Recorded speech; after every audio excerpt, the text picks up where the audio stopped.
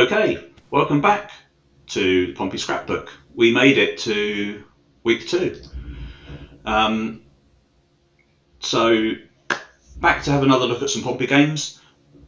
Start off with a piece of business. Please do go down below in YouTube and like the video. Not just because we want to see the appreciation, but it's quite important because it influences the algorithm and things in YouTube and gets us seen in more searches. So please do like the video. Hope you enjoyed last week's look at Oxford games. We are back as promised this week to talk about the 1992 to 93 season, which was in some ways a successful season for Pompey. Ultimately didn't end up in the kind of success that we wanted. So Tony, welcome back.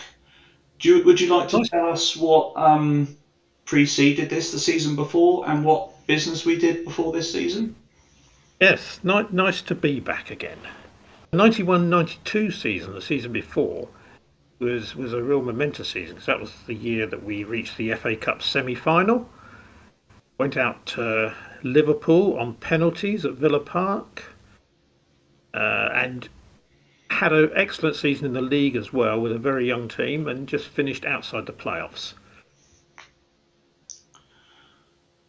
Before the start of the following season, 92-3 that we're looking at now, Darren Anderton, the star of the semi-final with the goal, moved on to Tottenham. John Beresford, whose last touch of a ball was missing a penalty at Villa Park, moved on to Newcastle. And the one signing we made, I believe, at the start of the season was a certain Paul Walsh, who came as part of the Anderton deal. And as we're about to see, he had quite an effect on the season. And then during the season, Martin Cool left? Martin Cool left after 5 or 6 games into the season. And we signed various players as the season went on. No transfer windows in those days. The likes of Bjorn Christensen, Chris Price, and George Lawrence arrived and joined the force. Scummer. Exactly. Okay, so let's get into some action then. We're going to start with a really cheerful start as we go to the first game of the season, which was away to Bristol City. And well, I'll press play. We're going to do the same as we did before. We're not going to go with audio from the clips. We'll talk about them. So the action at Bristol starts in the stand, unfortunately, and this was, as crowd trouble goes, it's actually quite nasty because you can see what's going on. There's a lot of And this was unusual for the time because in the 70s and 80s this was the norm. But into the 90s it didn't die out completely, but it was a lot quieter than that, and that was unusual for the time. Yeah. So into the actual football, and there's a number 10 for Bristol City. Looked lively. He's just set up Jakanowski, I think that was. The number 10, of course, who was that, Tony? It's a certain Andy Cole, who was on loan from Arsenal at the time, I believe. Yeah. But up the other end here, and then we get a familiar sight here as Guy Whittingham slips one in. Yes. Here we go And again. Backer on the charge, and who's there? Whittingham. God, that's a long way out. That was like 10 yards, that one. I think we might see Andy Cole now. Oh, this is where he sorts Alan Knight out here, doesn't he? Yeah. There we go. Oh, where are you going? Alan. Where's Knighty going?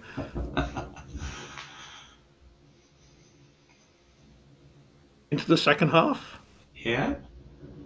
Oh. Oh. Yeah. Let's hope Knighty's not watching. Yeah, that wasn't his best piece of work there. And then to tie it up for 3-3. 3-3 on the first day of the season. Not a bad way to start, is it? That's Guy's kind of distance there. Yeah. And you're probably in that crowd somewhere, Slasher. Yes. So let's get to the important piece of information about this game. I was there and you weren't. I wasn't. No, it's one And of those rare occasions. I can't remember who I went with. There was a friend of mine, Andy, I watched quite a few games with coming out of like university years. Well, I might have gone with him, I'm not sure. Or I might have been down there visiting a family member who lived in Bristol. I can't remember, but I know I was there. Yeah, So, and entertaining one it was. yeah, yeah, a lively start to the season in more ways than one. I'd like to point out I was behind the goal, not in the stand where people were punching. So this is our headline page for the 92-93 season. So goal highlights we're working through. So we've had Bristol City, and let's move on to Luton Town. Um, This was, I'm saying, around September, October, on a okay, very, next game we're on to. very wet pitch. Yeah, this is very wet pitch. So a couple of these clips, not great quality, but enough to give us the idea of what was going on. So on to Luton, and you will see just about that we're splashing around all over the place on this one. So that's Guy. That's a great goal for him. Like I say, It he was brought a lot actually of a traffic. superb finish. Yeah.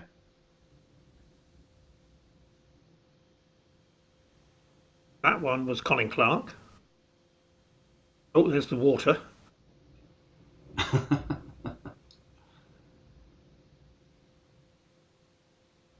Oh, That's another nice guy goal from that's a Whittingham. that's a great goal. Nice, lovely backhill from Aspinall, I think.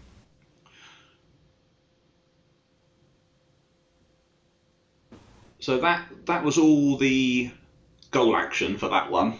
So it didn't actually have a third Whittingham goal, but that was another Guy Whittingham hat trick that day on a Yep, 4-0, 4-1. 4-1. So yes. Um, so Guy Whittingham, Tony. When we think about Guy, what type of player do you remember him as? Well, I think we've just seen it there. He was a goal scorer. He wasn't a player with no talent. He had a lot of ability, but his great strength was a goal scorer, and he had pace. That's two things that absolutely frighten defences. If you've got somebody who's quick and is always going to be scoring goals, then you're going to worry about them. And this season, he was absolutely electric. Yeah, he wasn't the kind of player you're going to put on a free kick who's going to curl it in from outside the box, is he? No, That's not his skill set. But right place, right time. yeah. You know, a He, lot. he, if you had a free kick, you'd put him in there to follow in when the goalkeeper knocks it down. Yeah, That would he's your classic. I mean, I'm sure someone would tell us there must be someone who's more stato than us. But I wonder what percentage of his goals in that season was scored from inside the 6 yard box. I bet there was a good chunk. I bet it was. I'm guessing it would be over 50%, but we may well be wrong. But Yeah. Okay, so let's go on to. I believe the next game is Boxing Day, isn't it? it is Boxing Day. And this is Bristol Rovers. Yep. Right. Let's have a look at Bristol Rovers then. And we have a perfect example of what we say about Guy and just being around in the box and poaching. Because this first goal, when we get to it, Yeah. Okay. Let's go. this first goal, I mean, there's three, possibly four defenders who are better placed than him, but he gets there first and wins it. And this. There he picks up a bad back pass. Oh, that's a screamer for Rovers. And here he is, 1-2ing with Walshy. And there's another hat trick. Yep. And he's not finished yet. Oh, was this a 4 goal game? Yeah. Okay. So we've whistled through And 3 hat tricks there. One thing to mention there was that third goal where he played a couple of 1-2s with Paul Walsh. We were starting then to really see the partnership between the two of them. Yeah. It took a while for them to get used to playing with each other, but by this stage they were really starting to gel. And Paul Walsh, I mean, back then, to see a player like Paul Walsh playing for Pompey, he was a different level of quality, wasn't he? He He'd was. been really useful at Tottenham. He'd had some England caps. He was a real quality player. So to see him playing for Pompey against tier two Yeah, defences, yeah. pretty special. And don't forget, he left when he left Pompey. He then went back to the Premier League with Manchester City. So he was a player that could have played in the Premier League at the time. So where in that timeline did he get his England caps? Do we think? It was earlier when he was at Liverpool. Okay, That would have been before he came to us. yeah. Maybe when he was at Spurs as well, he would have got some. Okay, so we've done those three Guy Whittingham hat tricks, one with 4 goals. So we've picked those games out. There's so many wins in this season that we could have looked at, but we've picked the hat tricks. So let's jump from there, and I'm going to show a league table, which is from the 27th of February, which is the day we lost to Swindon Town. And Pompey are 5th in the table, 9 points behind West Ham in second. And then from this date, Pompey went on a 12-game run, which contained 11 victories, I believe. Yes, it did. Yeah, and one draw with Millwall. So, and yeah, a phenomenal run. And just to put that into context, then let's look at another date for a league table.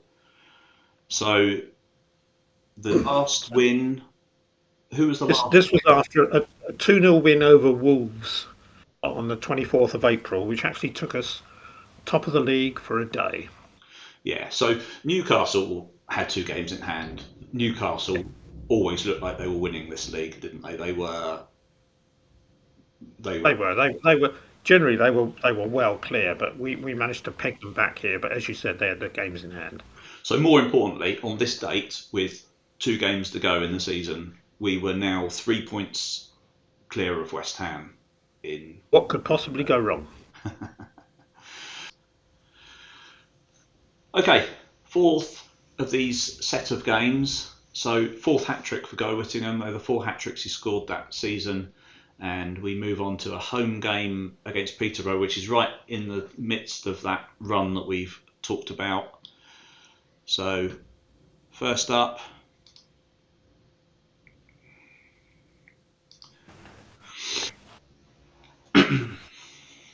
so I think we start with Alan Knight.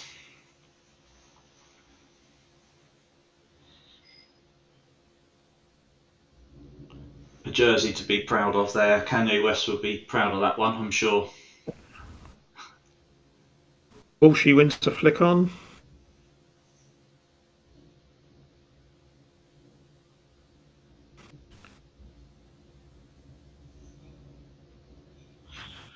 You can see the defence just totally stretched here, trying to hold us back.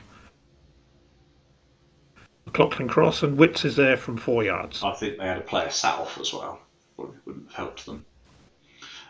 So you're starting to see the fruits of the partnership between Whittingham and Walsh here. Yeah, I mean it got better and better as the season went on, and by this stage they were absolute dynamite together. So another corner. Guy Butters, number 3. Benny Christensen, number 11. Jambo with the corner.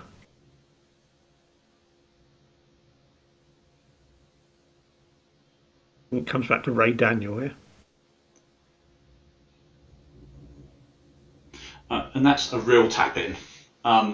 And I've said this to you before. How good was he? Because I mean, I could have knocked that in the net, but you would tell me it's anticipation and being in the right place, isn't it? It is, yeah. That's the real art of a goal scorer. You know exactly where to be at what time, and that's why they get so many goals like that.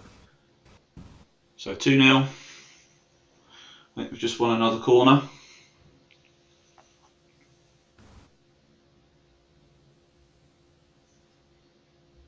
Comes in Walsh, he gets hold of it again here.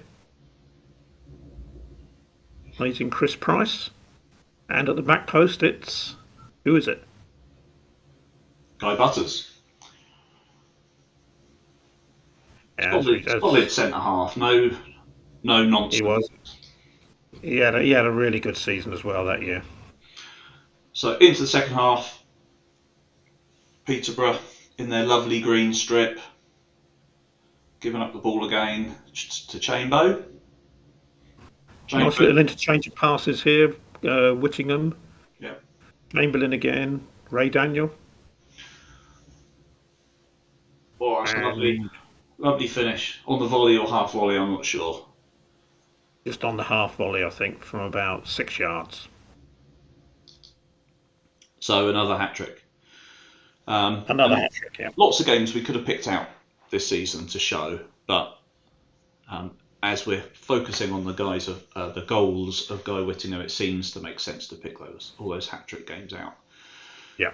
So as we talked about the run, we end the run 3 points clear of West Ham, top for a day, but Newcastle were always going to win that league that year. So 2 games to go, Pompey's to lose, and Pompey lost it. We're not going to show the Sunderland goals; they're quite painful. But my day going to Sunderland started at 7:15 on a minibus, drinking strong lager, and went downhill from there really.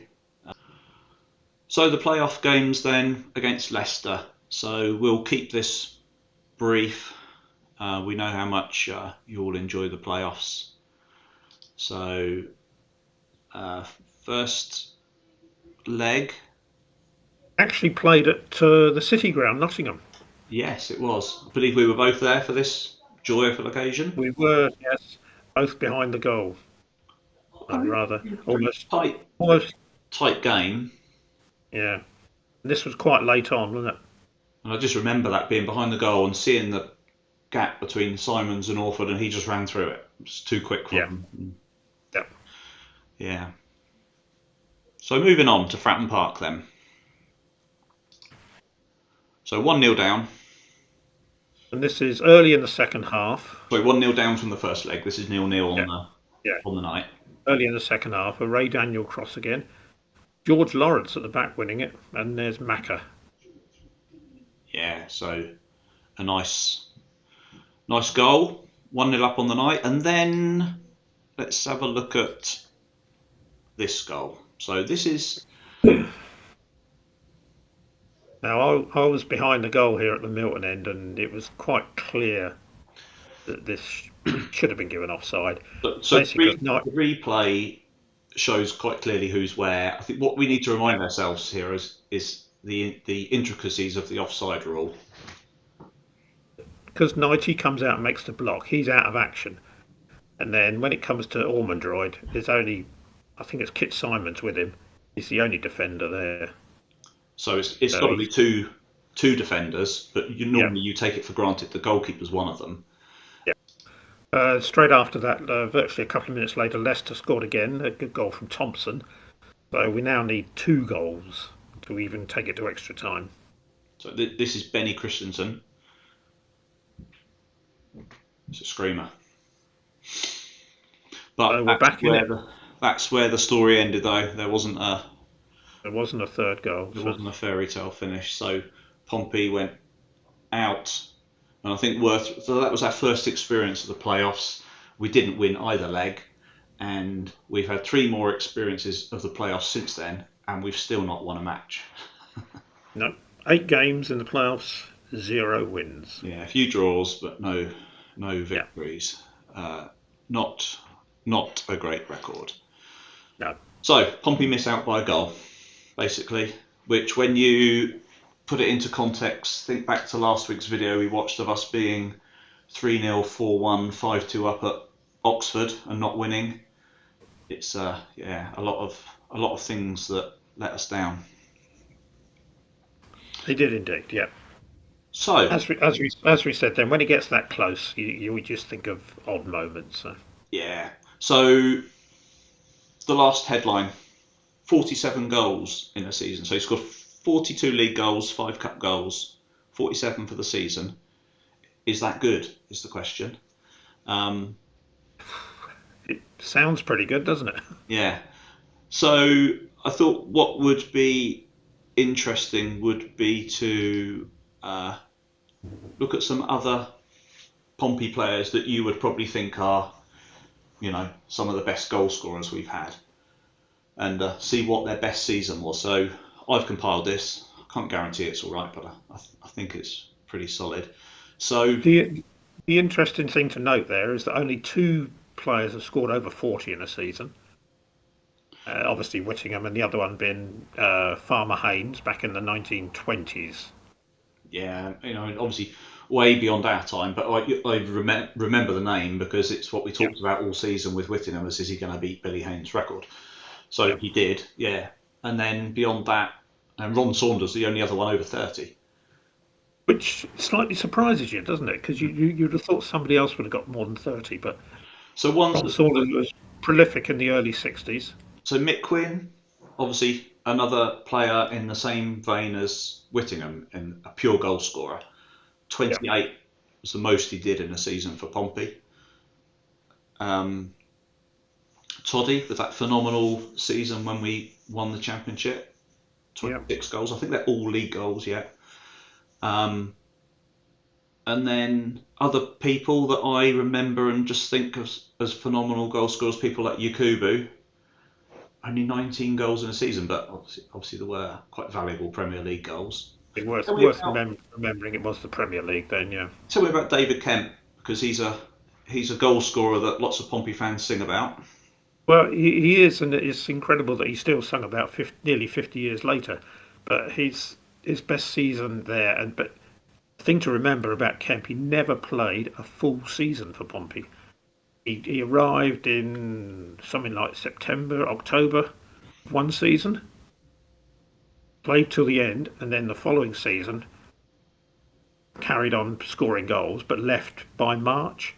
So he played sort of 2 lots of 3/4 of a season. Mm. His record was incredible because Pompey were an awful team around then, and for him to score that many goals in such a bad team was quite an achievement. So a slightly better team, a full season. I mean, he may have been in the 30s, but could well have been, yeah. Probably. So I guess what we're saying is 47 goals is a it's not bad, is it? It's a phenomenal effort, isn't it? So I did have a look at some stats from some other clubs. So again, this, is that just a Pompey thing that 47 goals is fantastic? So best goal scoring season in history for Man United was Dennis Law, 46 goals in a season. So that's the best anyone's clocked for Man United. Would you know who the top scorer in a season is for our friends down the road? Well, I would have said Ron Davies, but It you're was probably going to tell me I'm wrong. Actually, Derek Reeves scored 44 goals in a season in 59-60 for them. Arsenal, do you know their top scorer for a season? It's probably a bit unfair because it was in 1934. Well, we're talking then someone like Ted Drake, aren't we? Ted Drake, 44 goals. I wouldn't have said that until you said the year. But what about our friend Mr. Shearer? How many goals do you think he's banged in a season? was this Blackburn or Newcastle? Was with Blackburn. Wow, the season they won the league, he must have got 35, say. 37 goals. But again, just goes to show 47 goals is a hell of a lot. Granted, Whittingham's wasn't in the top flight. That's the difference there. How many people have actually got more than 47 in a season? And the only other thing I'd say for Mr. Shearer is he got those 37 goals. The next season, he also scored 37 goals. So that's pretty good. So more than that, we've got. Well, do you want to name some? Well, there's Dixie Dean is the one who's got the record at 60 for Everton. That was in the 1920s. And we're looking, of course, at Erling Haaland from last season. Yeah, Erling Haaland, 52 goals and a shed load of hat tricks as well. That was, when he first came in the Premier League, was phenomenal, wasn't it? So are they the only two? You've got Clive Allen with 49 goals for Tottenham. Clive Allen, yes, of course. And one that tied also on 47 best goals in a season for Liverpool. Who do you reckon? This must be Ian Rush then. Yeah, Ian Rush, 83, 84, 47 goals. So I guess it's just completing that narrative, isn't it? 47 goals in the season, is that good? Yeah, very good. Okay, that wraps up that season. So to finish off, we've got a little feature that we're going to do through our videos, and I won't give them a name that might correspond with a popular player card brand. So we'll call these our Pompey cards then, Tony. Pompey cards, that sounds good. Pompey cards, yes. So from last week's video, we had that famous Oxford game where Bailey knocked in those 2 late goals. So here's Mr. Bailey's card. Only 5'8", quite a small striker. 58 goals, 121 appearances. Goal every other game, basically. And I've given him a Pompey power rating of 86. What do you think of that? Being the first one, it's hard to judge against what else we've got, but that seems pretty fair because Bailey was a good goal scorer. Yeah, iconic player. Yeah, looked quite flamboyant with the Rod Stewart haircut. Had a knack of getting important goals. No one will ever forget those 2 late goals against Oxford. That was phenomenal. The other thing we watched, one of the other things we watched from Oxford was that the COVID playoff games. So I've chucked Marcus Harness in for a card here. He scored in the away playoff leg. Harness, I always thought we never quite got. You always thought there was more to come from Marcus Harness when he played for us, and perhaps that's what we're seeing now. He's at Ipswich, where he's playing in a division higher and doing well for them. You just always thought there was something more to come from him. Yeah, surprised me when I did the stats for this. He's 6 foot tall. Yeah, that's surprising. That is surprising, isn't it? Yeah, that's. Yeah. I've given him 73 for his Pompey power. I think that's fair enough. That seems a reasonable judgment. Okay. Let's move on then. Here's the subject of today. Well, one of the main topics from today's video is Mr. Whittingham. 115 goals from 226 appearances. So I've given him a 94. That's a big number. It is a big number, but not 115 goals. Yeah, it says it all, really, doesn't it? Not many. You don't get many players got that many goals for one club now. He was phenomenal. That 92-3 season, absolutely phenomenal. And if you've got a goal scorer, they're worth their weight. Yeah, and I think putting the rest of the narrative around it. So a player signed out of the army for peanuts, a few £100 or something to get him out of the army, wasn't it? And then how did we sell him for? Yeah. What did we sell him on for? 1.8 million, something like that, I believe. Which, I mean, it doesn't sound a lot now, does it? But then that was quite big money. And no doubt, if we had got promoted that season, we wouldn't have sold him. So. So yeah, A rating of 94. And the other player we'll pick up from that season is Super Walshy. What do you think of those numbers? Walshy was superb, absolutely brilliant. He just didn't quite score the goals that season. But his link-up play and his effect on Whittingham was superb. But in the end, the goals are what makes the difference between him and Wits, for my liking. Yeah. Walshy, though, actually did go on to win the Player of the Year award that season, which is quite incredible when you've got a player in the team who scored 47 goals. Was that the fan voted one? It was the fan voted one, yeah. So it just shows the effect he had on the team. So I've given him And an 85. So I've given him one less than Alan Bailey. some people will say that's very harsh, but I think that's a fair judgment. I might have given him 87 and put him above Bailey if he hadn't got red carded against Sunderland. Exactly, yeah. Okay. I think that's fair. So I think we're done for today, Tony. That brings us to the conclusion of the Okay. 92-93 season. Next week, I believe we're going to take a look into the Pompey's adventures in the Papa John's Pizza Checker Trade Trophy. Oh, the main cup competition, of course. The big one, yes, as we would big one. like to say. So yeah, we've got a few different seasons, obviously with a large focus on the day out at Wembley against Sunderland. So that's the topic for next week's video. We will see you then. Have a good week, Tony. Okay, and you. Okay, and we'll enjoyed it. next week. Cheers then.